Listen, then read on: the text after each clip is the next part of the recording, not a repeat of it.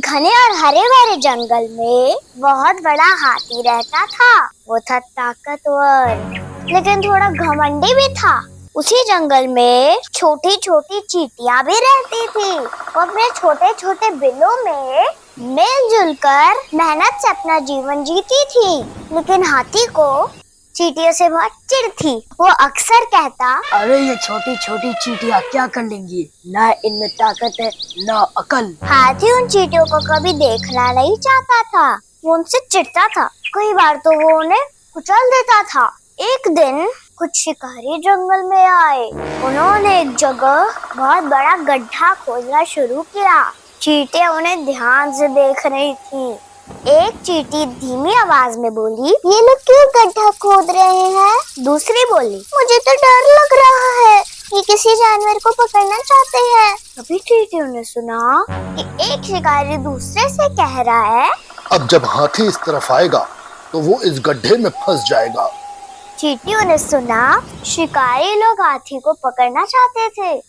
उन्होंने गड्ढे को घास, लकड़ी और पत्तों से ढक दिया। शिकारियों का जाल बन चुका था।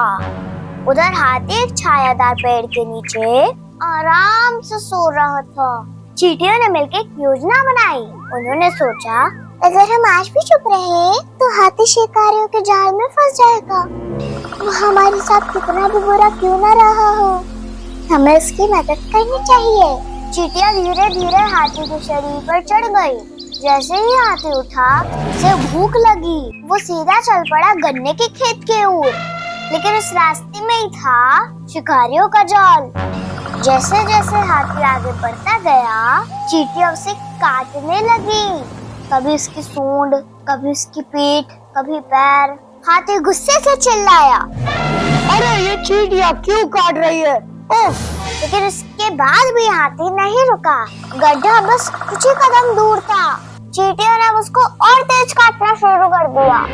दर्द से हाथी चिल्ला उठता है, बस बस बहुत हो गया। चींटियों के काटने से होने वाले दर्द की वजह से उसे समझ नहीं आया कि वो क्या करे।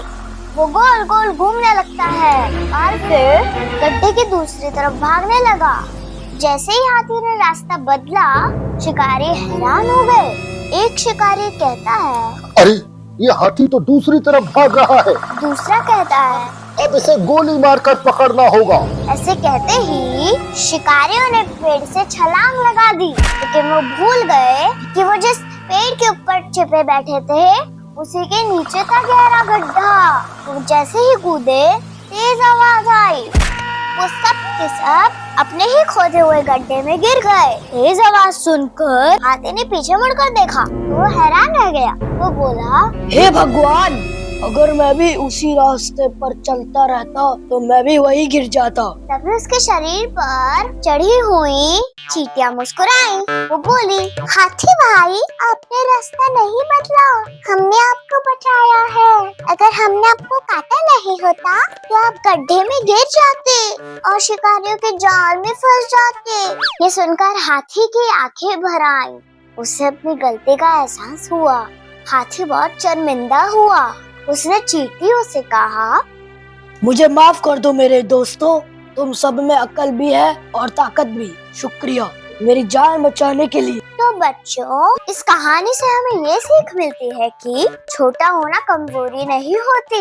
जब बात हो सूझबूझ और एकता की, तो छोटे से छोटे जीव भी बड़े बड़े काम कर सकते हैं। तो बच्चों, कैसी लगी हाथी और ये चींटियों की कहानी? अगर आपको एक कहानी पसंद आई हो तो वीडियो को लाइक करें, शेयर करें और चैनल को सब्सक्राइब जरूर करें। Bye bye.